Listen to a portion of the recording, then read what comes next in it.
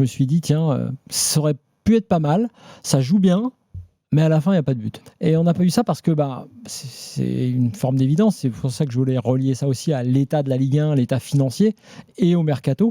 C'est que certaines équipes ont joué par défaut sans les attaquants qu'ils attendent et qu'ils vont peut-être signer avant le 31 août. D'autres avec des attaquants qu'ils avaient déjà, mais dont ils ne sont pas forcément contents. On a plein d'équipes qui sont plutôt intéressantes, avec des entraîneurs qui sont plutôt bons dans la façon de faire jouer. Et au final, tu as quand même plus de vrais neufs dans plein d'équipes.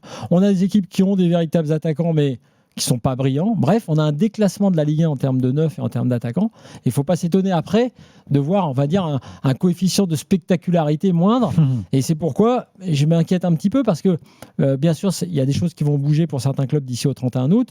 Et j'ai été frappé de voir que beaucoup d'équipes avaient un jeu plutôt intéressant et beaucoup de coachs étaient plutôt protagonistes, mais qu'ils n'avaient pas les moyens derrière d'aller au bout et finalement de marquer ce qui reste quand même le truc qui en foot fait la différence. Donc la Ligue 1, là, il y a eu une petite vibe et hype avec Ligue 1+. Tout ça, ça peut exister. Mais si derrière, tu n'as pas de la qualité devant, de la qualité en termes d'attaque, de la qualité en termes de neuf, je pense qu'on risque de s'ennuyer un petit peu en Ligue 1 cette année.